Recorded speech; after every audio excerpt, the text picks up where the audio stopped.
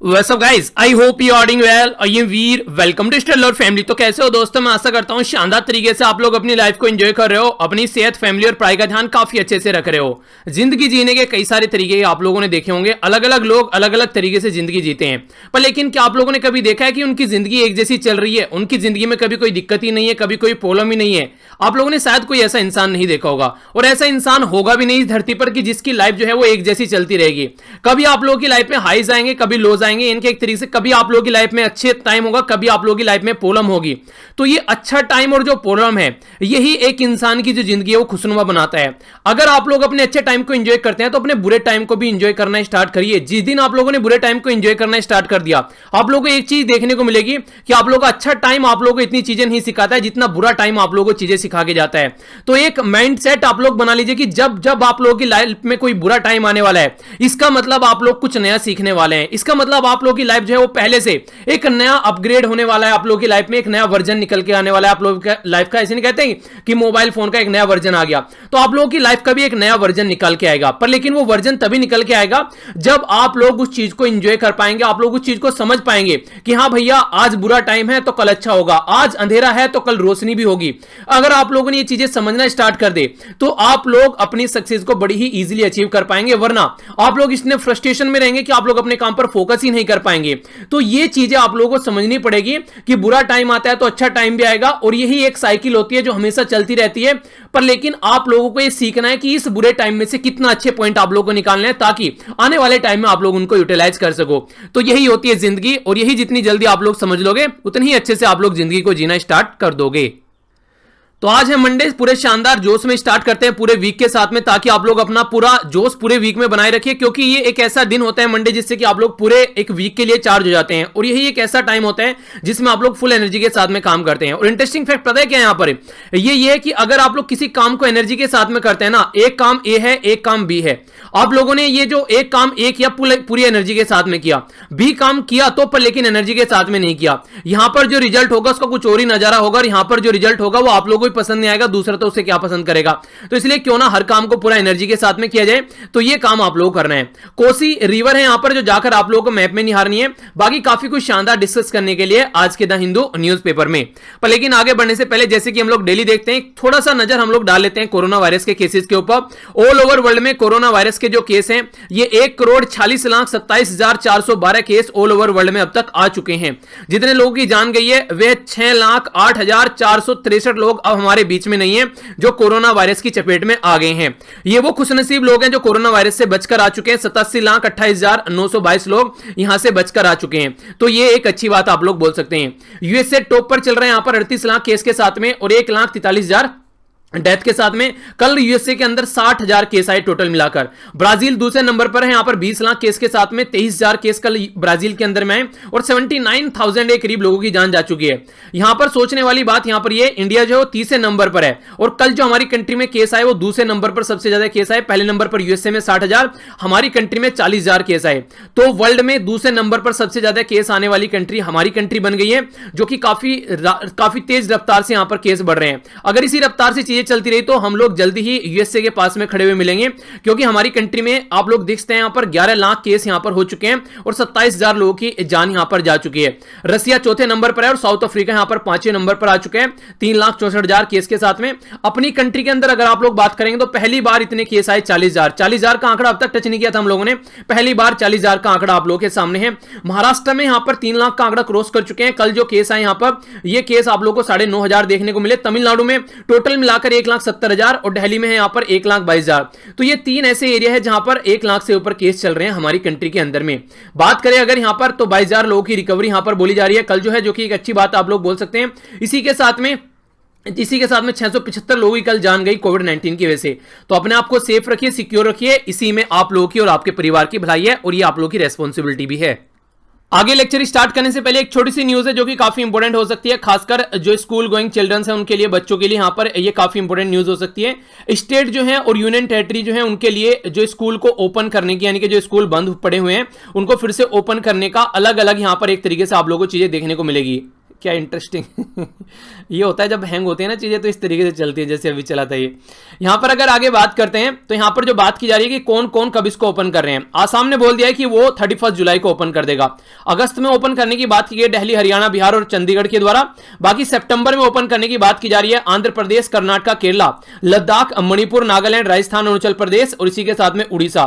Next यहां पर इनके द्वारा कोई डिसीजन नहीं लिया गया। Andaman Nicobar, Chhattisgarh, Dadar and Nagar Haveli, Daman and Diu, Gujarat, Himachal Pradesh, Jammu and Kashmir. इसी के साथ में अगर आप लोग बात करेंगे यहां पर ये है बेसिकली झारखंड, लक्षद्वीप, मध्य प्रदेश, महाराष्ट्र, मेघालय, मिजोरम, पुडुचेरी, पंजाब, सिक्किम, तमिलनाडु, तेलंगाना, त्रिपुरा, यूपी, उत्तर ये यहां पर उत्तराखंड और वेस्ट बंगाल। इनके द्वारा अभी कोई डिसीजन नहीं लिया गया कि स्कूल वगैरह को कब तक ओपन करना है। तो देखते हैं ये कब तक यहां पर इसको चीजों को ओपन कर पाते हैं। आप लोगों का कौन सा राज्य है या फिर कौन सी यूनियन टेरिटरी है और किस टाइम पे ओपन होने वाला है, जुलाई, अगस्त, सितंबर या फिर नो डिसीजन। ठीक है, तो अगर नो डिसीजन वाली कैटेगरी में आता है तो नो डिसीजन लिखना। तो बताइए आप लोगों का कौन सा एरिया है। ठीक है, पता होना चाहिए आप लोगों को कि आप लोग के राज्य में क्या चल रहा है। कम से कम इतना तो जागरूक आप लोगों को होना ही चाहिए अपने राज्य से रिलेटेड।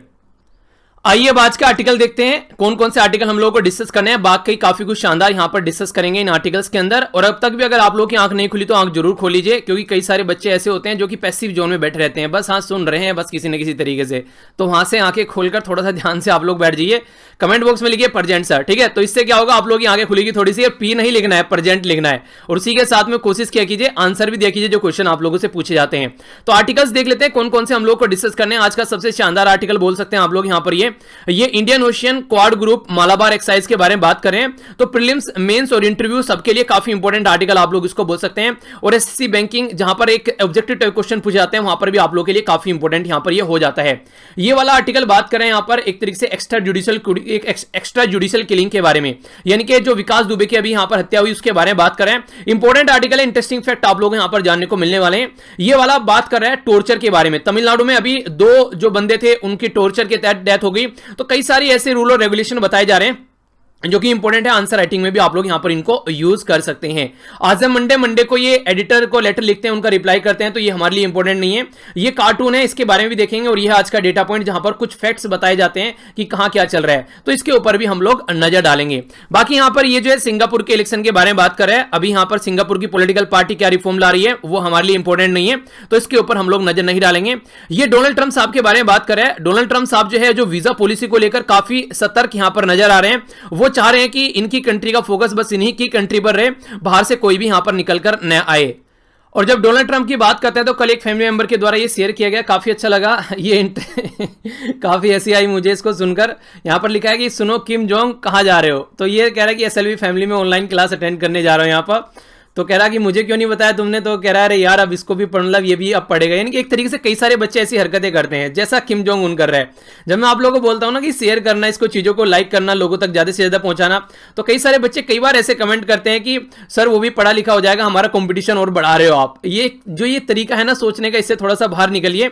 ये सही तरीका नहीं होता है सोचने का, क्योंकि अगर इस तरीके से आप लोग सोचोगे तो इसका मतलब तो मुझे पढ़ाना बंद कर देना चाहिए, मुझे तो अपनी एजुकेशन अपने पास ही रखनी चाहिए। मैंने कहा यार और भी पढ़कर मेरे जैसे हो जाएंगे वरना। तो ये सारी चीजें एक तरीके से नेगेटिव थॉट्स होते हैं और ये आप लोग की एनर्जी को ना डिक्रीज करते हैं। ये कभी भी आप लोग की एनर्जी बढ़ाएंगे नहीं, तो इसलिए इनसे थोड़ा सा उबर कर आप लोगों को रहना है। ठीक है, तो कोशिश करनी है थोड़ा सा, जब भी आप लोगों को कोई चीजें अच्छी लगती हैं, चाहे वो कुछ भी क्यों ना हो, चाहे वो कोई आर्टिकल हो, चाहे वो कोई एक कुछ भी चीज आप लोगों को लगती है कि अच्छी है, सोसाइटी को अच्छा फायदा पहुंचा सकती है, तो वो चीजें शेयर की हो। नेगेटिव चीजें जो भी होती हैं उनको शेयर कभी नहीं करना है सोसाइटी में। कांग्रेस को बोला गया कि अपनी गलतियों से आप लोग सीखिए। पास्ट में जो भी गलती आप लोगों ने की है फिलहाल अभी अपनी, क्योंकि एक टाइम पर ऐसा था कि कांग्रेस थी पूरी कंट्री के अंदर में, तो इस तरीके से काफी कुछ आप लोगों को पास्ट में देखने को मिला। अंग्रेजों से आजादी दिलाई गई कांग्रेस के द्वारा। कांग्रेस को एक तरीके से स्टार्टिंग में मसीहा माना जा रहा था कंट्री का, और वही कांग्रेस आज के में सर्वाइवल के लिए भी यहां पर एक तरीके से दुहाई देखने को मिल रही है। तो ये सब चीजें हैं जो कि इंपॉर्टेंट नहीं है। तो काफी शानदार आर्टिकल है यहां पर जिसके ऊपर स्टार्टिंग से नजर डालेंगे, पर इससे पहले एक बार कार्टून आप लोग देख लीजिए। यहां पर आप लोगों को यह बताना है कि यहां पर डोनाल्ड ट्रंप साहब जो है वो किस मुद्दे को लेकर यहां पर काम कर रहे हैं। ठीक है, अभी मैंने आर्टिकल बताया यहां पर, इसी के बारे में बेसिकली बात की जा रही है। फिर कल इसके बारे में मैं आप लोगों से डिस्कस करूंगा। ठीक है, जैसा कि मैंने बताया था कि पहले आप लोग इसके बारे में अपना व्यू लिखिए किसी पर्टिकुलर कार्टून के बारे में, तो आप लोग सोचेंगे, थोड़ा सा दिमाग लगाएंगे, फिर अगले दिन मैं आप लोगों को एक्सप्लेन किया करूंगा। उससे ये होगा कि आप लोग इन चीजों को समझ पाएंगे और खुद का भी एक एनालिसिस कर पाएंगे। तो इस कार्टून से आप लोग क्या समझते हैं ये आप लोग को बताना है। ठीक है, तो आइए अब आगे बढ़ते हैं। यहां पर जो बात की जा रही है, एक तो बात की जा रही है मालाबार के बारे में और दूसरी बात की जा रही है क्वाड के बारे में। तो पहले मालाबार और क्वाड क्या होता है, मालाबार एक्सरसाइज और क्वाड, उनके बारे में हम लोग समझेंगे। इसके बाद में फिर हम लोग आर्टिकल में अंदर घुसेंगे। आप लोगों को यहां पर काफी इंटरेस्टिंग फैक्ट मैं आप लोगों को बताने वाला हूं, थोड़ा सा ध्यान से सुनिएगा। जब से हमारी कंट्री और चाइना के बीच में स्टैंड ऑफ चल रहा है, एलएसी यानी कि लाइन ऑफ एक्चुअल कंट्रोल वाले रीजन में, यानी कि जम्मू एंड कश्मीर वाले रीजन में, आप लोग यहां पर देखिए इसको, ये पर्टिकुलर रीजन की बात की जा रही है। तो यहां पर आप लोगों को एलएसी देखने को मिलेगा। तो इंडिया और चाइना की जो आर्मी थी अभी आमने सामने आकर खड़ी हो गई, तो काफी बड़ी प्रॉब्लम यहां पर देखने को मिली। तो उसके चलते यहां पर काफी सारी प्रॉब्लम निकल कर आ रही है। तो इंडिया भी अपनी पोजीशन को थोड़ा सा स्ट्रॉन्ग करना चाह रहा है, तो इसलिए मालाबार एक्सरसाइज यहां पर न्यूज में। तो मालाबार एक्सरसाइज क्या है, मालाबार एक्सरसाइज एक तरीके की नेवल एक्सरसाइज है, यानी कि हमारी कंट्री की नेवी और इसी के साथ में यूएसए की नेवी के द्वारा मिलकर ये एक्सरसाइज 1992 यानी कि 1992 में स्टार्ट की गई थी। तब से दोनों कंट्री यहां पर इस एक्सरसाइज को लेकर आगे बढ़ रहे हैं। परमानेंट जो मेंबर यहां पर 2015 में बन गया, फिर आगे चलकर जापान, यानी कि फिर ये बायलेटरल यानी कि 2 कंट्री से ये ट्राइलेटरल यानी कि 3 कंट्री की एक्सरसाइज हो गई। तो फिर यहां पर जापान जो है 2015 में जुड़ा और ये एक ट्राइलेटरल एक्सरसाइज बन गई। हालांकि नॉन परमानेंट मेंबर यानी कि मेंबर नहीं है पर लेकिन इस एक्सरसाइज में पार्टिसिपेट करते हैं दोनों, ये ऑस्ट्रेलिया और सिंगापुर, यानी कि ये भी इस एक्सरसाइज में पार्टिसिपेट करते हैं। इसी के साथ में जो फर्स्ट नेवल एक्सरसाइज हुई थी मालाबार फर्स्ट जिसको बोला गया, ये 1992 में आप लोगों को देखने को मिली थी इंडिया और यूनाइटेड स्टेट ऑफ अमेरिका के बीच में। पर लेकिन उसके बाद में जब 1998 में यहां पर इस एक्सरसाइज को सस्पेंड कर दिया गया, क्योंकि हमारी कंट्री के द्वारा न्यूक्लियर वेपन का टेस्ट किया गया था, तो यूएसए इससे खुश नहीं था। जब अटल बिहारी वाजपेयी जी के ड्यूरेशन में आप लोगों ने सुना होगा, ठीक है, तो न्यूक्लियर वेपन का टेस्ट किया गया। एपीजे अब्दुल कलाम सर भी उस टाइम पर यहां पर इस मिशन का पार्ट थे। तो उस टाइम पर चीजें ये निकल के आ रही कि हाँ इंडिया जो है वो गलत डायरेक्शन में जा रहा है, तो इसलिए इस एक्सरसाइज को यहां पर उस टाइम पर टर्मिनेट कर दिया गया था, सस्पेंड कर दिया गया था। फिर चीजें आगे फिर से स्टार्ट हो गई। तो ये जो मालाबार एक्सरसाइज है आज के में काफी अच्छे से आप लोगों को देखने को मिल रही है, और ये अब की बार जो होने वाली है ये आप लोगों को इंडियन ओशन में बे ऑफ बंगाल वाले रीजन में ये एक्सरसाइज देखने को मिलने वाली है। लास्ट जो एक्सरसाइज हुई थी वो 2019 में एक्सरसाइज हुई थी, और आप लोगों को मैंने ये वीडियो काफी डिटेल में पढ़ा रखी है, शायद आप लोगों ने ये वीडियो देखी होगी। सारी मिलिट्री एक्सरसाइज जो है वो मैंने कवर कर रखी है। ये आप लोगों की लगभग मार्च अप्रैल तक की सारी मिलिट्री एक्सरसाइज जो है मैंने कवर कर रखी है, उसमें आप लोग उसको देखेगा, वहां पर भी इसके बारे में मैंने जिक्र किया है आप लोगों के लिए। तो यहां पर ये सारी चीजें आप लोगों से डायरेक्ट क्वेश्चन पूछ लिया जाता है, अगर किसी भी एग्जाम आप लोग तैयारी कर रहे हैं उसके अंदर क्वेश्चन बन जाता है बड़ी फ्रीक्वेंटली। तो ये है वो वीडियो जो कि आप लोग जाकर देख सकते हैं। तो यहाँ पर आर्मी, नेवी, एयरफोर्स, इसी के साथ में इंटरनेशनल एक्सरसाइज भी मैंने इसमें यहाँ पर कवर की है, और बाकी की जो कई सारी कंट्री की एक्सरसाइज हैं वो भी आप लोगों को यहाँ पर देखने को मिलेगी। कुछ इंपॉर्टेंट एक्सरसाइज है जो कि पाकिस्तान से रिलेटेड है, उनसे भी क्वेश्चन बन सकता है, हमारा पड़ोसी देश है, तो उसके बारे में भी आइडिया होना चाहिए, तो वो भी मैंने यहाँ पर कवर की है। तो काफी डिटेल में ये सारी चीजें कवर की है, और 19 और 20 का एक पैकेज आप लोगों को यहाँ पर देखने को मिल रहा है। बाकी जो भी अपडेट्स होंगी वो आने वाले टाइम में फिर से वीडियो बनाई जाएगी।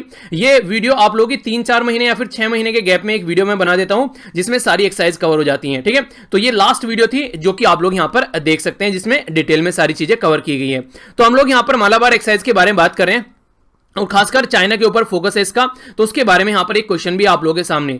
इंडिया का जो प्लान है यहां पर नेवल कोएलिशन का, अभी यहां पर ये एक तरीके से ये अगर आप लोग इसको बात करते हैं ना कि एक अच्छा डिसीजन है, ठीक है, तो ये बोला जा रहा है कि चाइना को डराने के लिए, पर लेकिन ये चाइना में डिटरेंस क्रिएट नहीं करने वाला है जितने लेवल पर हम लोग सोच रहे हैं इंडियन ओशन के अंदर में, क्योंकि चाइना का जो लेवल है वो एक अलग लेवल पर है और हम लोग अलग लेवल पर खेल रहे हैं। तो ये आप लोगों को यहां पर एक्सप्लेन करना है, तो इसके बारे में डिस्कस करूंगा। और भी ये इस तरीके से नहीं, अलग तरीके से भी क्वेश्चन पूछा जा सकता है कि इंडिया क्या क्या स्टेप उठा रहा है इंडियन ओशन में चाइना को एक तरीके से टैकल करने के लिए, ठीक है। चाइना का बढ़ता हुआ जो एक तरीके से नजरिया है इंडियन ओशन को लेके, इंडिया को क्या करना चाहिए उसको लेकर, तो किसी भी तरीके से आप लोगों का क्वेश्चन यहां पर पूछा जा सकता है। तो क्वेश्चन अटेम्प्ट कीजिएगा अच्छे से। अब हम लोग आर्टिकल के अंदर घुसेंगे। अब यहां पर एक मैंने वर्ड यूज किया था क्वाड, ठीक है, तो जो QUAD है इसमें 4 मेंबर आप लोगों को देखने को मिलेंगे। 4 मेंबर है यहां पर इंडिया, यूएसए, ऑस्ट्रेलिया और जापान। तो ये 4 मेंबर अब यहां पर मिलकर ये सारे अब यहां पर मालाबार एक्सरसाइज का भी पार्ट आप लोगों को देखने को मिलेंगे। तो डायरेक्ट और इनडायरेक्ट वे में आप लोग ये बोल सकते हैं कि ये चारों मेंबर अगर आप लोग मैप में निभाएंगे, यहां पर हो गया इंडिया, ये हो गया ऑस्ट्रेलिया और ये हो गया यहां पर जापान। तो इस तरीके से ये हो गया इंडियन ओशन, और इधर आप लोगों को देखने को मिलेगा यहां पर पैसिफिक ओशन। तो इसीलिए इस वाले रीजन को नॉर्मली आप लोग क्या बोलते हैं जब इसको पुकारा जाता है, तो इंडो पैसिफिक रीजन के नाम से इसको पुकारा जाता है, क्योंकि दोनों को मिलाकर बात कर दी जाती है। तो इस रीजन में यहां पर ये साउथ चाइना सी आ जाता है, जिसमें चाइना का दबदबा रहता है। तो चाइना की जो हरकतें हैं उसको टैकल करने के लिए बोला जाता है ये काफी इंपॉर्टेंट एक्सरसाइज है यहां पर। तो वो सारी बातें यहां पर बताने की कोशिश की जा रही है। तो समझते हैं डिटेल में एक एक बातें, क्या क्या बातें यहां पर की जा रही है। मालाबार एक्साइज के बारे में भी बोला गया यहां पर कि ऑस्ट्रेलिया जो है मालाबार एक्साइज को एज ए परमानेंट मेंबर इसी साल के एंड में ज्वाइन करने वाला है। जो ये अभी यहां पर जो बात निकल कर आई मिनिस्ट्री ऑफ डिफेंस के द्वारा, यहां पर अभी ऐसा कोई देखिए अभी यहां पर रिपोर्ट निकल कर आ रही है, ठीक है, कि ट्राइलेटरल एक्साइज को अभी यहां पर एक तरीके 4 जो लोग हैं उनके बीच में भी देखने को मिलेगी। और ये नेवल एक्साइज है, नेवी की एक्साइज है यहां पर ये, ठीक है, ऐसा नहीं है कि आर्मी एयरफोर्स है, नेवल एक्साइज है इंडिया, यूएसए और जापान के बीच में। और ये अब की बार जो होने वाली है बे ऑफ बंगाल में होने वाली है। लास्ट ईयर कहां पर हुई थी, मैंने आप लोगों से पूछा है 2019 में ये एक्सरसाइज कहां पर हुई थी, ये क्वेश्चन है आप लोगों का जो कि आप लोगों को बताना है, ठीक है, इंपॉर्टेंट है, याद रखिएगा। यहां पर अब तक कोई ऐसा कोई डिसीजन हालांकि लिया नहीं गया है। ऑस्ट्रेलिया जो है देखते हैं इसको कब ज्वाइन करता है। 2007 से यहां पर जो है बेसिकली आगे चीजें चल रही हैं। क्वाड का भी पार्ट आप लोग देखते हैं, तो एक तरीके से किसे हम लोग लेकर आगे चलते हैं। और सारा जो मुद्दा है यहां पर ये चाइना को टैकल करने की बात की जा रही है। आप लोगों को एक बात पता होना चाहिए, पहले इंडिया ने एक बार हामी भर ली थी ऑस्ट्रेलिया को यहां पर नेवल मालाबार एक्साइज का पार्ट बनाने के लिए, पर लेकिन उस टाइम पर जो ऑस्ट्रेलिया के पॉलिटिकल लीडर थे वो इतने सेटिस्फाई नहीं थे यहां पर, और चाइना के द्वारा प्रेशर बनाया गया तो उन्होंने यहां से अपना हाथ खींच लिया। यानी कि एक तरीके से हुआ क्या, जब इंडिया ने बोला ठीक है कि यहां पर इसको मालाबार एक्साइज का पार्ट बना लेते हैं, पर लेकिन किसी और कंट्री के प्रेशर की वजह से जब ऑस्ट्रेलिया ने इसको ज्वाइन करने से मना कर दिया तो इंडिया को बड़ा बुरा लगा। इंडिया ने बोला यार ये तो इंडिपेंडेंट ही नहीं है, अपनी पॉलिसी अपने आप डिसाइड करते ही नहीं है, कल को हम लोगों ने इनको ज्वाइन करा लिया, कल को तो बीच में छोड़कर यहां से बाहर निकल सकते हैं। तो इसीलिए इंडिया ने यहां पर उसको ज्वाइन करने से मना कर दिया। फिर आगे कई बार ऑस्ट्रेलिया ने यहां पर कोशिश की ज्वाइन करने की, तो उस टाइम पर इंडिया ने अलाउ नहीं किया, पर लेकिन अब कंडीशन ऐसी बन रही है कि इंडिया इसको यहां पर अलाउ कर रहा है। बीजिंग जो है वो हमेशा इनके जो चाइना है वो हमेशा इसको अपोज करता है कि यहां पर इसको ज्वाइन नहीं कराना चाहिए। इंडो पैसिफिक रीजन के अंदर वो नहीं चाहता है कि कोई भी डेमोक्रेसी मिलकर कोई ऐसा ग्रुप बनाए और ऐसे चीजें आगे चले। चाइनीज जो लीडरशिप है वो भी यहां पर ये बोलती है कि जो यहां पर क्वाड्रिलेटरल ये मैरीटाइम एक्साइज चल रही है या फिर ये 4 कंट्री का जो ग्रुप बना हुआ है ये एशियन नेटो है एक तरीके से, यानी कि जैसे जो नॉर्थ अटलांटिक ट्रीटी ऑर्गेनाइजेशन है ये एक ग्रुप है जिसमें यूएसए और यूरोप की बहुत सारी कंट्री मिलकर यहां पर इसका पार्ट बनती हैं। वो क्या है ग्रुप, वो बेसिकली ये माना जाता है कि चाइना और रशिया को टैकल करने के लिए वो ग्रुप है एक तरीके से। स्टार्टिंग में तो रशिया को माना जाता है, पर लेकिन चाइना के लिए भी अब यहां पर इस ग्रुप को बोला जाता है। तो यहां पर चाइना ये बोलता है कि ये जो अभी 4 कंट्री मिल रही हैं तो ये ऐसा है जैसा कि नेटो है वहां पर उस एरिया में, तो इसको एशिया का नेटो बोला जा रहा है चाइना के द्वारा। तो आप लोग इसको बोल सकते हैं कि नेगेटिव कमेंट कर रहा है चाइना। और इसी के चलते चाइनीज जो कम्युनिस्ट है उनके द्वारा यहां पर एक तरीके से कई बार यहां पर बातें भी बोली जाती हैं और तो ग्लोबल टाइम्स में यहां पर चीजें लिखी भी गई हैं कि अगर ऑस्ट्रेलिया यहां पर मालाबार ड्रिल का पार्ट बनता है परमानेंट तो इनडायरेक्ट वे में यहां पर ये बीजिंग के अगेंस्ट है। तो यहां पर एक तरीके से यहां पर ये एक तरीके से बोल रहा है कि इसके बहुत हार्श एक तरीके से कॉन्सिक्वेंस हो सकते हैं, कठोर परिणाम हो सकते हैं जिनका जोखिम उठाना पड़ सकता है। यानी कि इनडायरेक्ट वे में डराने की कोशिश कर रहा है कि यहां पर ऐसा ग्रुप नया बनाओ आप लोग। तो चाइना प्रेशर पुट करने की कोशिश करता है इंडियन ओशन में और इसी के साथ में साउथ पैसिफिक ओशन में, ताकि चाइना का जो दबदबा है यहां पर वो बना रहे। पर लेकिन जो इंडिया है वो समझ रहा है आज के डेट में कि चाइना जैसी हरकतें कर रहा है, अगर ऐसे ही उसको छोड़ा गया खुलेआम तो खुले सांडगी तरीके से वो किसी को भी यहां पर एक तरीके से सींग मारेगा, तो उसके सींग को थोड़ा सा बांधना पड़ेगा। और इसीलिए इंडिया ने यहां पर ऑस्ट्रेलिया को भी यहां पर अभी ज्वाइन करने की बात की जा रही है। तो देखते हैं आगे डेवलपमेंट कैसा चलता है। फिलहाल अभी यही बातें इंडिया इसको वेलकम कर रहा है कि काफी अच्छा स्टेप उठाया जा रहा है कि यहां पर मालाबार एक्साइज का पार्ट बनने जा रहा है ऑस्ट्रेलिया। तो इंडिया तो इसको वेलकम करेगा ही, नॉर्मल सी बात है, क्योंकि एक तरीके से एक और ग्रुप ऐसा है जो कि यहां पर इस पर्टिकुलर मुद्दे का पार्ट बनने जा रहा है। क्योंकि अगर यहां पर ये पार्ट बनता है तो आप लोग यहां पर ये समझिए जैसे ऑस्ट्रेलिया आप लोगों को यहां पर नीचे देखने को मिल रहा है, ठीक है। तो ऑस्ट्रेलिया जैसे यहां पर हो गया तो इससे क्या मुद्दा है, इससे जैसे ऑस्ट्रेलिया आप लोगों को यहां पर नजर आ रहा है तो पर्टिकुलर ये जो इंडियन ओशन है तो इंडियन ओशन में खासकर जो ईस्ट वाला पोर्शन आप लोगों को देखने को मिलेगा, एक कंट्री ऐसी है जो कि हमारी नेवी का पार्ट है। तो कल को हम लोग मिलकर और अच्छे से आप चीजों को आगे लेकर चल सकते हैं। तो इसीलिए यहां पर ये काफी अच्छा मुद्दा आप लोग बोल सकते हैं। आगे अगर बात करें, अभी लद्दाख में इंडिया और चाइना की आर्मी थी आमने सामने खड़ी हुई, तो उस टाइम पर कंडीशन ये थी कि सिचुएशन को कैसे नॉर्मलाइज किया जाए, और दोनों ने पीछे हटने से मना कर दिया और हमारे एरिया में आकर चाइनीज आर्मी के द्वारा यह बोला गया कि ये हमारा एरिया है, जैसे कि पास्ट में उसके द्वारा हरकतें की गई हैं। तो इस टाइम पर कई सारे लोग जो थे, जो एनालिस्ट थे, उनके द्वारा बोला गया कि हम लोग को अपने एरिया में काम करना चाहिए, हमारा जो मैरीटाइम है कम से कम उसके ऊपर हम लोग को फोकस देकर चलना चाहिए ताकि कल को हम लोग चाइना को टैकल कर सकें। तो इसी के चलते यूएसए, जापान और ऑस्ट्रेलिया जो हैं वो हमारे साथ में मिलकर काम कर रहे हैं यहां पर चाइना को काउंटर करने के लिए, टैकल करने के लिए इंडियन ओशन में। तो यहां पर ये एक मुद्दा आप लोगों को देखने को मिलेगा कि इंडिया इसलिए यहां पर इनको साथ में लेकर आ रहा है। हालांकि अब तक जो डिसीजन है वो यहां पर अभी ऐसा नहीं है कि एक तरीके से कंप्लीट डिसीजन अभी सामने आ गया, अभी चीजें आगे बढ़ रही हैं। इंडिया और चाइना जो है वो एक तरीके से बॉर्डर इशू को लेकर काफी नेगोशिएट कर रहे हैं। तो यहां पर राइटर जो है इंडिया को भी थोड़ा सा इसके बारे में ध्यान रखना चाहिए, क्योंकि चाइना जो है यहां पर अगर मालाबार एक्साइज में ये पार्टिसिपेट करता है तो ये बीजिंग के लिए सोचने के लिए मजबूर करने वाली बात हो जाएगी और इससे हमारी कंट्री का जो बॉर्डर वाला इश्यू है वो और ज्यादा खराब हो सकता है इंडिया और चाइना के बीच में। तो कॉन्फ्लिक्ट जोन है वो एक नया फ्रंट तैयार हो सकता है। तो इस तरीके से जो डिसीजन है यहां पर अभी एक क्वाड बनाने का, इस तरीके से चीजें बनाने का, तो इंडिया को थोड़ा ध्यान रखकर चलना चाहिए कि यहां पर और पड़ोसी को कितना लेवल तक गुस्सा दिलाना है। पर लेकिन साथ में मिलिट्री क्वाड के बारे में बात की जा रही है। मिलिट्री क्वाड का मतलब क्या है? 4 कंट्री है, इंडिया, ऑस्ट्रेलिया, जापान और यूएसए। अभी हम लोग यहां पर नेवल ग्रुप में मिलकर काम करने के लिए तैयार हैं, यानी कि नेवी के साथ में काम कर रहे हैं एक दूसरे कंट्री के। तो यहां पर मिलिट्री बोला जा रहा है। मिलिट्री का मतलब क्या होता है?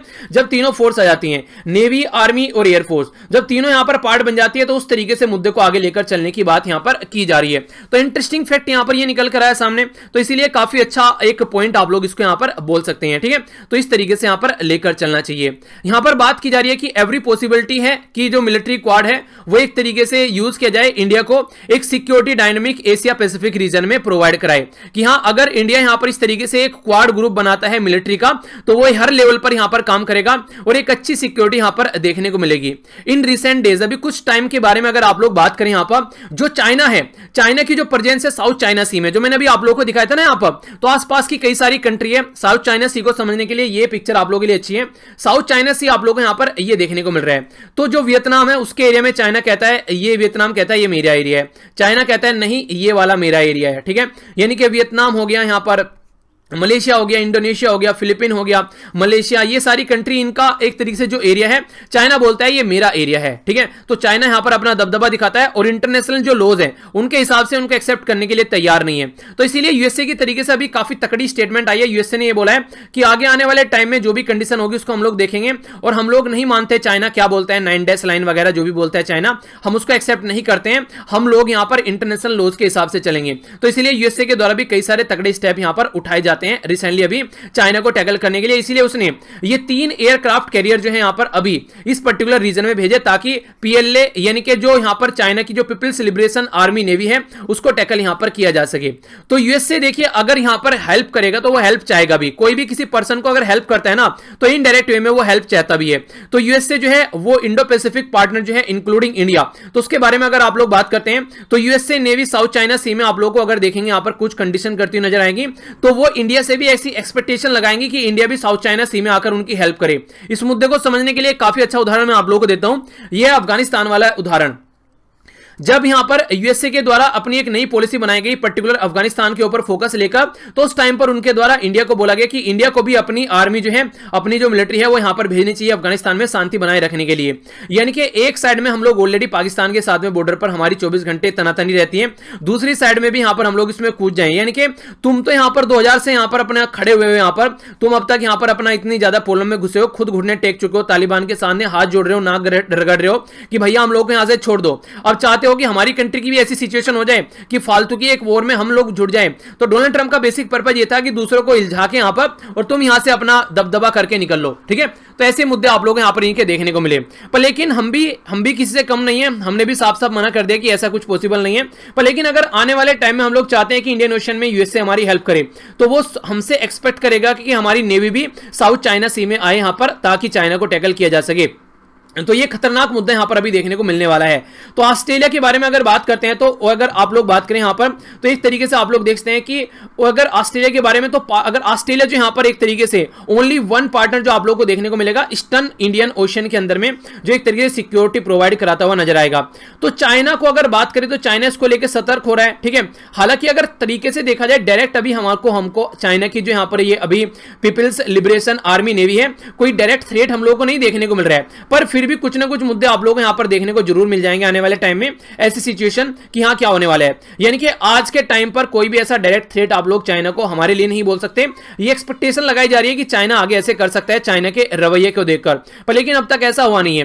तो इसलिए केयरफुल तरीके से हम लोग को स्टेप उठाना है, क्योंकि चाइना को भी साथ में लेकर चलना है। पड़ोसी देश है, छोड़ तो सकते नहीं है उसको, इतना ज्यादा भी बेकार नहीं रिलेशन बनाने हैं कि आगे चलकर कंडीशन और ही ज्यादा खराब होती नजर आए। क्योंकि यूएसए तो साइड में जाकर बैठ जाएगा, पता चला डोनाल्ड ट्रंप ने लड़ाई लगवाकर बोल दिया कि भैया ऐसा है, अपने आप देखो, मेरा इससे कोई लेना देना नहीं है। ठीक है, तो कंडीशन क्या बन जाएगी?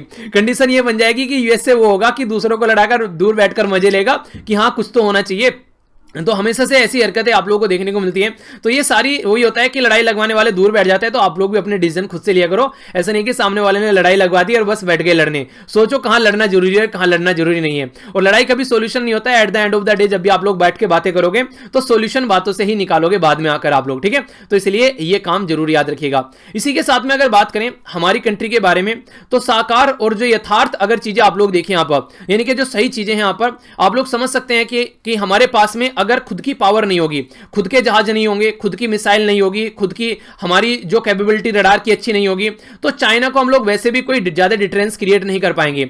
मालाबार एक्साइज चलो हम लोगों ने कर ली, कर चले गए, पर लेकिन क्या हम लोग को टेक्नोलॉजी ट्रांसफर करेगा यूएस से? ये सारी चीजें जो कि यूएस से तैयार नहीं होता है कई बार, ठीक है। तो सारी टेक्नोलॉजी हमारे पास में होनी चाहिए, तभी तो इसका कोई फायदा होगा। ट्राइलेटरल से क्वाड्रिलेटरल कर लिया, यानी कि 3 से आप लोग 4 हो गए। अब यहां पर मान लीजिए ऑस्ट्रेलिया भी आकर जुड़ गया, पर लेकिन क्या हम लोग अपना कम्बैट यानी कि जो मिलिट्री वाला एरिया है उसमें कोई डिटरेंस कैपेबिलिटी अपनी इनहेंस कर पा रहे हैं, ताकि यहां पर हम लोग एक तरीके से चाइना को टैकल कर सके? अगर ऐसा नहीं कर पा रहे हैं तो ये शॉर्ट टर्म का गेन है, लॉन्ग टर्म में हम लोग को ये इनइफेक्टिव चीजें नजर आएंगी। यानी कि एक तरीके से लंबे समय के लिए हम लोग को सोचना चाहिए थोड़ा सा।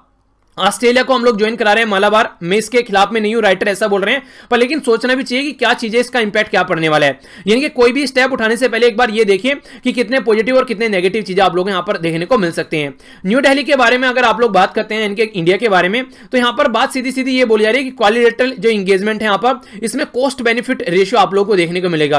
कॉस्ट बेनिफिट का मतलब क्या होता है? मान लीजिए इंडियन ईयर बुक आती है, आप लोग उसको पढ़ने के लिए बैठ जाएं, इंडियन ईयर बुक में से 2 नंबर का कोई क्वेश्चन आ गया, आप लोगों ने बैठकर पढ़ दिए 400-500 पेज, 2 नंबर का ओनली क्वेश्चन आया, तो इसका क्या मतलब है? अगर उसी के तहत आप लोग इतना ये इंडियन ईयर बुक नया पढ़ के अगर आप लोग मॉडर्न हिस्ट्री कवर कर लें, ठीक है, या फिर आप लोग साइंस की एनसीईआरटी पढ़ लें, ठीक है, इसी के साथ में या फिर करंट अफेयर पर इतना फोकस देते हैं, तो हो सकता है कि आप लोग 10 से 12 नंबर कवर कर सकते हैं वहां पर। यानी कि कहने का मतलब ये है कि कितनी मेहनत करने के बाद में कितना रिजल्ट आ रहा है वो चेक करना पड़ेगा आप लोगों को, तभी आप लोग को आगे बढ़ना चाहिए। तो इसलिए कॉस्ट बेनिफिट को चेक करने की बात की जा रही है, और हम लोग को विवेक से काम लेना चाहिए, ना कि अविवेक से, ठीक है। तो तभी यहां पर चीजें जो है हम लोग संभाल पाएंगे।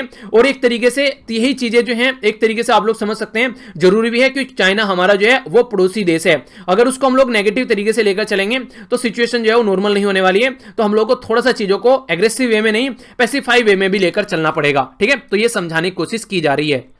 नेक्स्ट आर्टिकल काफी इंटरेस्टिंग और काफी शानदार है, जितना मुझे पढ़ने में मजा आया उतना ही आप लोगों को सुनने में मजा आएगा, तो थोड़ा सा ध्यान से सुनिएगा। और इसी के साथ में देखिए संडे का जो आप लोग का डिस्कशन होता है उसमें मैंने आप लोग के आर्टिकल डिस्कस किए थे, 3 काफी इंपॉर्टेंट आर्टिकल थे। ये वो आर्टिकल होते हैं जो फास्ट में आप लोग के बच जाते हैं, जो मुझे लगता है कि कुछ ऐसे आर्टिकल हैं जो कि थोड़ा सा लेंथी डिस्कशन उनके लिए होना चाहिए। और दूसरी बात ये रहती है जो मुझे लगता है कि रिपीट होएगा वो आगे भी जरूर वो आर्टिकल, तो मैं कोशिश करता हूं कि उसको वहां पर कवर कर लूं एक कंबाइंड तरीके से, ठीक है। तो संडे का जो डिस्कशन रहता है वो आप लोग जरूर देखा कीजिए, अगर संडे में नहीं देख पाते तो किसी और दिन देखिए, पर लेकिन उसको मिस मत कीजिए, ठीक है। वहां पर आप लोगों को संडे की चीजें नहीं कि संडे में एडिटोरियल नहीं आते हैं, कोई बात नहीं है, वो जो एडिटोरियल रहते हैं वो आप लोगों के पास्ट वीक के कुछ एडिटोरियल आप लोगों को देखने को मिलते हैं, ठीक है। तो ये बात आप लोग ध्यान रखिए। अब बात करते हैं यहां पर विकास दुबे के बारे में। उत्तर प्रदेश पुलिस के द्वारा विकास दुबे की अभी एक जो जान ली गई यहां पर, इसको एक्स्ट्रा जुडिशियल किलिंग बोला गया है, यानी कि जुडिशरी से पहले ही, जुडिशरी तक पहुंचने से पहले ही, कोर्ट में ले जाने से पहले ही उसकी हत्या कर देना एक्स्ट्रा जुडिशियल किलिंग की कैटेगरी में आ गया। तो यहां पर ये हमारी डेमोक्रेसी, यानी कि जो हमारी डेमोक्रेसी है, हम लोगों ने एक जो गवर्नमेंट यहां पर बना रखी है, जनता के द्वारा चुनी गई जो डेमोक्रेसी हमारी कंट्री में है, और जो हमारी जुडिशरी है यानी कि जो हमारा कोर्ट है, उसके ऊपर क्वेश्चन मार्क लगाता है, पर्सन चिन्ह लगाता है कि क्या ये चीजें सही चल रही हैं। हमारा जुडिशरी का मतलब ही क्या रह गया, हमारी कंट्री में जो कोर्ट है, अदालत है, उसका मतलब ही क्या रह गया, जब पुलिस ही यहां पर एक तरीके से न्याय कर रही है इस तरीके से। तो उसी के बारे में यहां पर बात की जा रही है, तो इसको थोड़ा सा समझ लेते हैं क्या क्या कंडीशन यहां पर देखने को मिल रही है, क्या क्या बातें यहां पर बता जा रही है, थोड़ा सा ध्यान से सुनिएगा। विकास दुबे को जो मारा गया है यहां पर, ये एक सोची समझी साजिश है, ना कि ये सेल्फ डिफेंस है। पुलिस ये बोल रही है कि सेल्फ डिफेंस में हम लोगों ने उसको मारा है, और यहां पर जो बेसिकली राइटर बोल रहे हैं कि सोची समझी साजिश है उत्तर प्रदेश पुलिस की, जो कि सही नहीं है। ये ऐसा क्यों बोल रहे हैं, तो इसको ये 5 पॉइंट में समझा रहे हैं। सोची समझी साजिश इसलिए बोल रहे हैं क्योंकि पॉइंट नंबर 1, विकास दुबे ने मध्य प्रदेश में अपने आप सरेंडर किया। जब पर्सन अपने आप सरेंडर कर रहा है तो वो भागने की कोशिश क्यों करेगा, अगर उसे भागना ही होता तो वो सरेंडर क्यों करता। ये सारी बिल्कुल एक गलत तरीका है यहां पर, इस तरीके से जो बातें बोली जा रही हैं कि उसने भागने की कोशिश की और सेल्फ डिफेंस में हम लोगों ने गोली चलाई, तो ये बिल्कुल गलत बात यहां पर बोली जा रही है, ठीक है, ये बात बोली गई है। सेकंड जो यहां पर है, जोन सी कार पलटी और जिस कार में उसको ले जाया जा रहा था वो कार डिफरेंट थी, ऐसा बोला जा रहा है, तो ये भी बिल्कुल गलत मुद्दा हो गया। तीसरी बात, मीडिया उनकी जो कार को फॉलो कर कर रही थी उज्जैन से, ठीक है। तो यहां पर इस पर्टिकुलर एरिया में आकर फिर उसको रोक दिया गया मीडिया को, और फिर उसके कुछ ही बाद में ये एक्सीडेंट देखने को मिला जिसमें ये बोला कि हाँ ये दुर्घटना हो गई और विकास दुबे मारा गया। तो मीडिया को क्यों रोका गया थोड़े से पहले, तो इसका मतलब है कि कुछ ना कुछ उल्टा सीधा वो करना चाह रहे थे, तो इसलिए मीडिया को रोका गया। चौथी बात यहां पर ये बोली गई, जब इतना खतरनाक क्रिमिनल आप लोगों की गाड़ी में बैठा हुआ है तो आप लोगों ने उनको हथकड़ी क्यों नहीं लगाई, यानी कि एक तरीके से हथकड़ी भी नहीं पहला रखी है। और दूसरी बात यह है, जब कोई पर्टिकुलर पर्सन भागने की कोशिश करता है तो उसकी कमर में गोली लगती है, ना कि उसकी छाती में गोली लगती है। आप लोगों ने छाती में गोली मार रखी है, तो इससे क्या मतलब समझ में आता है? इससे मतलब यह समझ में आता है कि पर्टिकुलर साजिश के तहत, सोची समझी साजिश के तहत इंसान को मारा गया है, ना कि यहां पर एक तरीके से वो भागने की कोशिश कर रहा था। आखिर ऐसा क्यों किया गया, अब उसके बारे में थोड़ा समझेंगे। बात की जा रही है कि यहां पर इसी तरीके से जैसे यहां पर इसको मारा गया है, ऑलरेडी इसके 4-5 जो साथी हैं उनको मारा जा चुका था, और सीधा सीधा पर्पज यहां पर यह है कि किसी तरीके से ये एक तरीके से जो बोला गया, जो एक्शन यहां पर लिया गया, ये एक तरीके से इनके द्वारा एक तो बदला लिया गया, जो विकास दुबे के द्वारा कई सारे 8 पुलिस जो कर्मी थे उनको मारा गया था, तो एक तरीके से उसका बदला लिया गया। पहली बात तो ये बोली गई है। और एक तरीके से इनको मारने का बेसिक पर्पज ये भी था कि कहीं ना कहीं ये आने वाले टाइम में किसी ने किसी के राज दबाए बैठा था, और अगर ये जज तक पहुंच जाता तो फिर प्रॉब्लम काफी देखने को मिल जाती।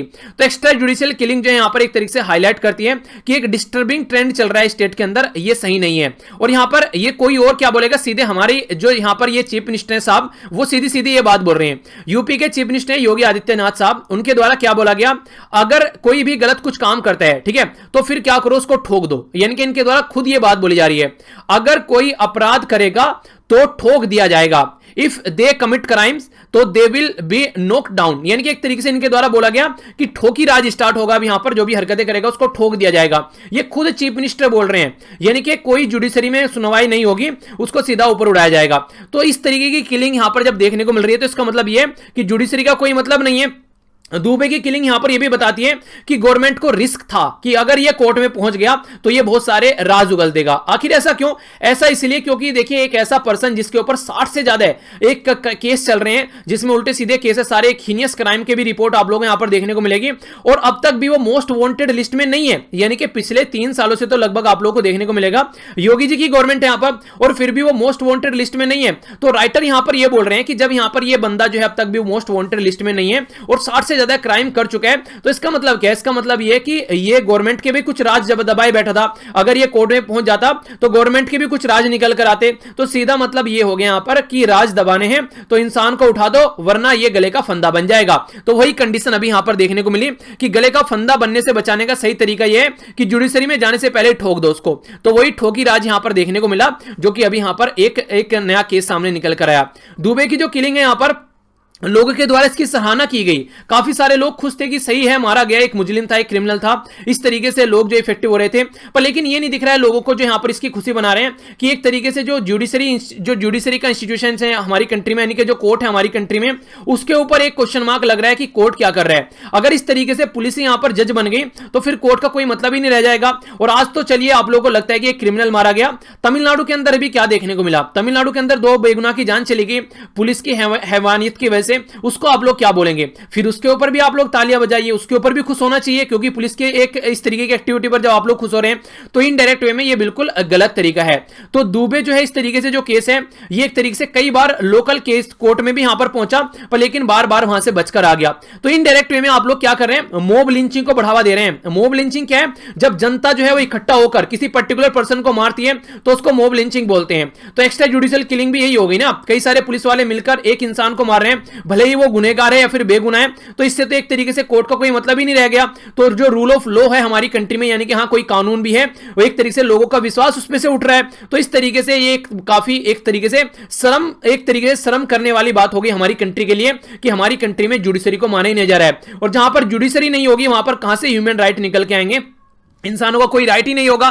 तो इनडायरेक्ट वे में ये काफी बड़ी प्रॉब्लम आप लोगों को देखने को मिलने वाली है। एक्स्ट्रा जुडिशियल किलिंग यानी कि बिना जुडिशरी से पहले पहुंचे ही इंसान को मार देना, इसके ऊपर सुप्रीम कोर्ट क्या बोलता है वो समझ लेते हैं। एक केस पहुंचा सुप्रीम कोर्ट में, तो उसकी सुनवाई हुई। तो ये केस है यहां पर peoples union for civil liberties, जिसको PUCL आप लोग बोलते हैं, वर्सेस स्टेट ऑफ महाराष्ट्र। यानी कि स्टेट ऑफ महाराष्ट्र में यहां पर ये केस था 2014 में, जब यहां पर ये केस कोर्ट में पहुंचा। तो यहां पर एनकाउंटर फिलोसफी जो होती है, यानी कि जो एनकाउंटर किया जाता है उसको क्रिमिनल फिलोसफी बोला गया था कोर्ट के द्वारा। यानी कि जो एनकाउंटर करते हैं ना, उनका माइंड जो होता है वो क्रिमिनल माइंड होता है। वो इंसान जो होता है वो क्रिमिनल प्रवृत्ति का माइंड रहता है जो एनकाउंटर करता है, क्योंकि एनकाउंटर करने का मतलब सीधा सीधा ये हो गया कि पर्सन के ऊपर कोई केस न चले और उसको कोर्ट में ना लेकर जाए, और रूल ऑफ लॉ जो है यानी कि कानून जो बना हुआ है उसके ऊपर क्वेश्चन मार्क लगाते हैं। तो एक तरीके से एनकाउंटर करने वाला भी ऐसा ही क्रिमिनल है जैसे वो क्रिमिनल हरकतें कर रहा था जिसका एनकाउंटर किया जा रहा है। तो इस तरीके पुलिस वाले में और एनकाउंटर जो क्रिमिनल किया जा रहा है उनमें दोनों में कोई ज्यादा डिफरेंस है नहीं, ये खुद कोर्ट बोल रहा है। ओके, इसके बाद में क्या बातें करते हैं, कोर्ट के द्वारा ये बोला गया है कि जो गाइडलाइन है यहां पर वो प्रिवेंशन और इन्वेस्टिगेशन के बारे में बात करते हैं, तो वो प्रॉपर वे में आप लोगों को नहीं देखने को मिलती है। सबसे पहले तो इमीडिएट एफआईआर होनी चाहिए, ऐसी अगर कोई भी किलिंग्स होती है जो कि नॉर्मली आप लोगों को नहीं देखने को मिलेगी। दूसरी, इंडिपेंडेंट इन्वेस्टिगेशन होनी चाहिए। स्टेट का जो क्रिमिनल इन्वेस्टिगेशन डिपार्टमेंट है जिसको सीआईडी आप लोग बोलते हैं, या फिर आप लोग जो पुलिस फोर्स जो होती है यहां पर, उसके अंदर कोई दूसरा पर्सन जो यहां पर उसके अलग कोई यहां पर पर्सन हो, उसके चलते यहां पर वो इसको चेक करे आकर, ना कि उसी पर्सन के उसी डिपार्टमेंट के अंदर कोई काम करे। यानी कि मान लीजिए एक पुलिस स्टेशन में कोई ऐसी हरकतें हुई तो दूसरा पुलिस स्टेशन का कोई पर्टिकुलर ऑफिसर जो है वो आके यहां पर इसकी इन्वेस्टिगेशन करे। इसी के साथ में जो हेड होना चाहिए ऑफिसर, वो हायर रैंक का होना चाहिए, वो जो कि इसमें इन्वॉल्व था। मान लीजिए यहां पर कोई एक तरीके से कोई पर्सन एक तरीके से सिपाही इन्वॉल्व है, तो फिर यहां पर सब इंस्पेक्टर यहां पर उसकी कम से कम जांच करना चाहिए। सब इंस्पेक्टर है तो इंस्पेक्टर जांच करना चाहिए, और इंस्पेक्टर है तो फिर ऊपर एसपी रैंक का जो ऑफिसर है वो यहां पर इसकी चेक करे, तभी जाकर चीजें जो सही लेवल पर यहां पर पहुंच पाएंगी। इसी के साथ में साइमल्टेनियस यानी कि पैरेलल में एक मजिस्ट्रियल इंक्वायरी भी होनी चाहिए। सेक्शन 176 जो क्रिमिनल जो यहां पर कोड ऑफ क्रिमिनल प्रोसीजर है जिसको सीआरपीसी आप लोग बोलते हैं, उसके तहत यहां पर एक मजिस्ट्रियल इंक्वायरी भी होनी चाहिए, ताकि दूध का दूध और पानी का पानी किया जा सके और क्लियर चीजें सामने निकल कर आएगी कौन सही है और कौन गलत है। तो ये भी बातें यहां पर बोली गई।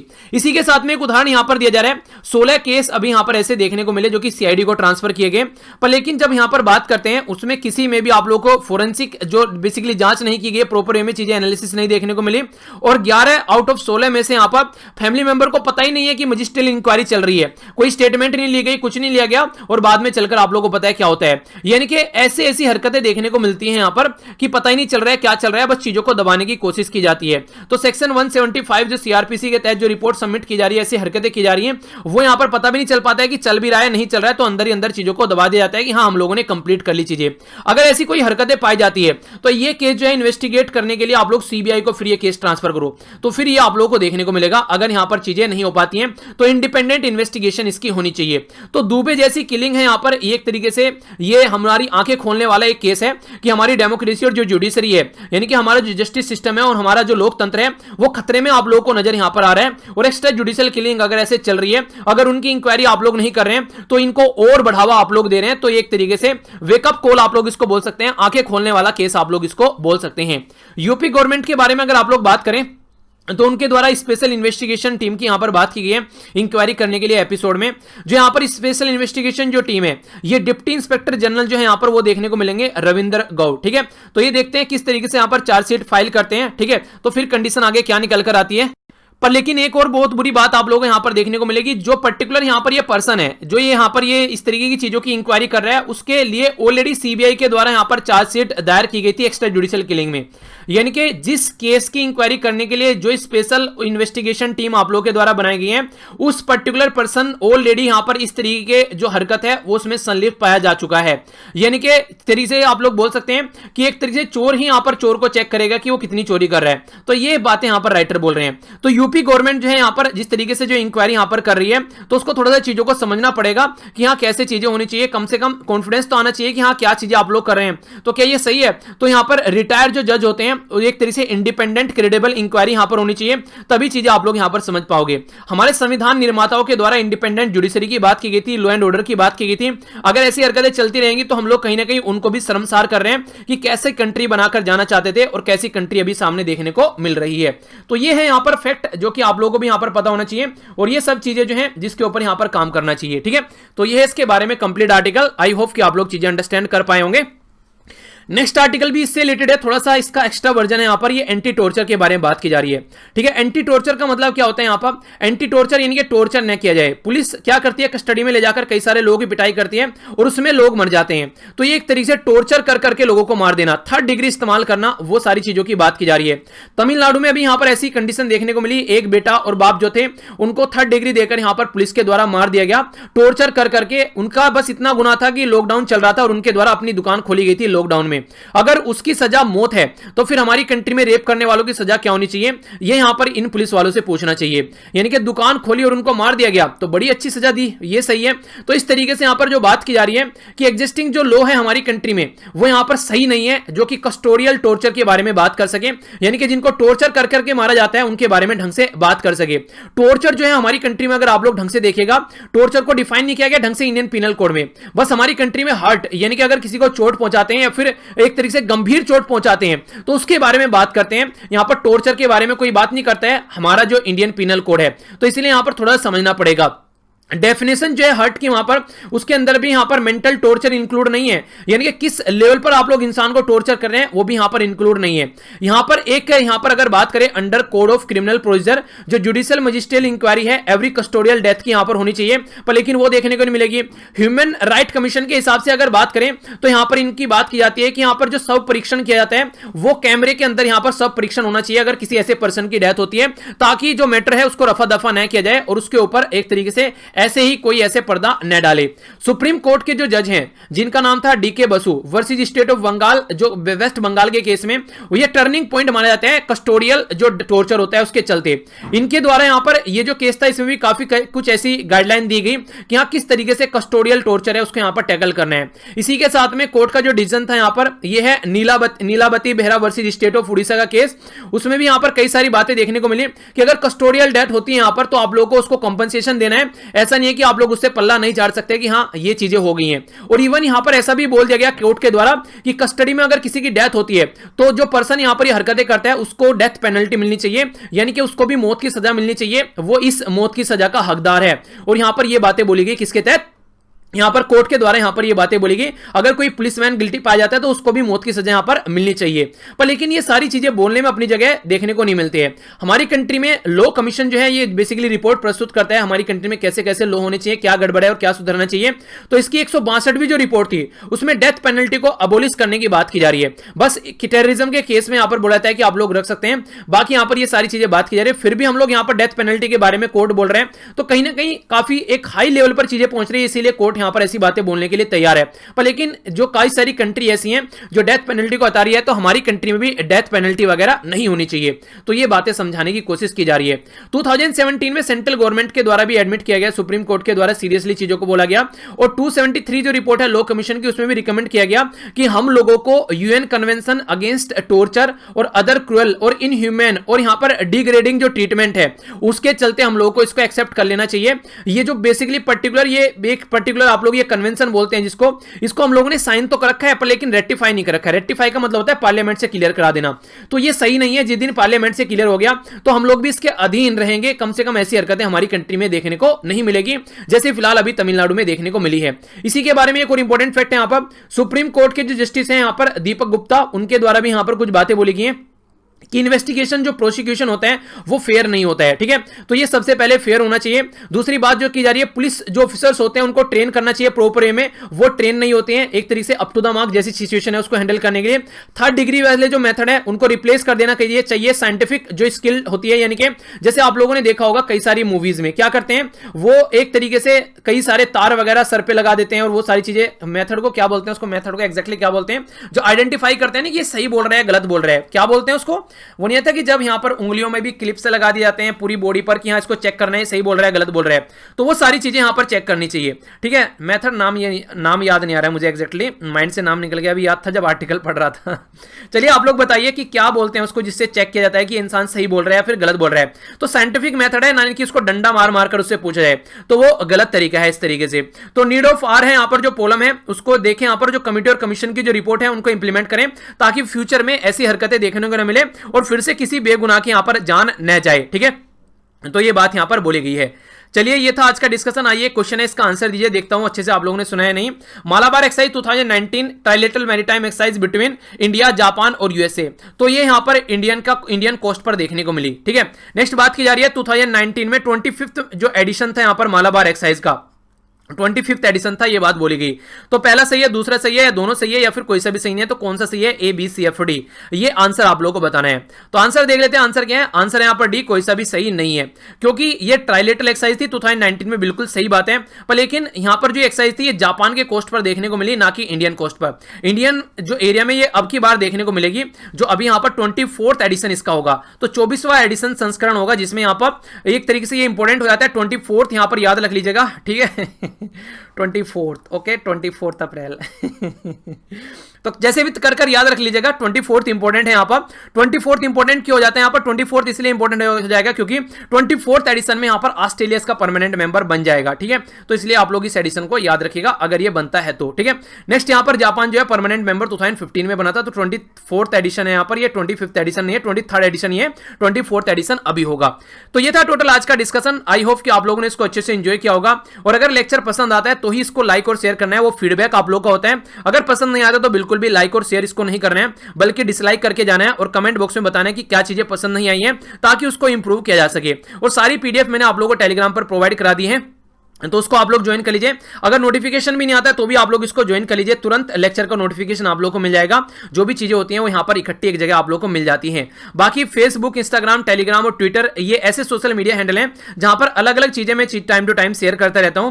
तो आप लोगों को लाइफ में इंप्रूवमेंट के लिए और इसी के साथ में कुछ अच्छी एक्स्ट्रा नॉलेज के लिए भी ये काफी फायदेमंद है, तो इन पर भी आप लोग कनेक्ट रह सकते हैं मेरे साथ में। तो वीर तालियान के नाम से आप लोग इनको सर्च कर सकते हैं, सारे लिंक वीडियो के नीचे आप लोग को मिल जाते हैं। आंसर राइटिंग ग्रुप का वहां भी लिंक आप लोग को मिल जाएगा, अगर आंसर आप लोग अच्छा लिखना चाहते हैं तो उस ग्रुप को भी आप लोग ज्वाइन कर सकते हैं। और एजुकेशन एक ऐसी चीज है, जब भी आप लोगों को टाइम मिले किसी को पढ़ाइए, दिल को जो सुकून मिलेगा उसका कोई अल्टरनेटिव नहीं है, आप लोगों को मैं समझा नहीं सकता। तो उसको आप लोग एंजॉय कीजिए अच्छे से। तो मिलता हूं नेक्स्ट लेक्चर में। बड़ों का नमस्ते, छोटों को प्यार, छोटी सी लाइफ एंजॉय करो यार। तब तक के लिए जय हिंद।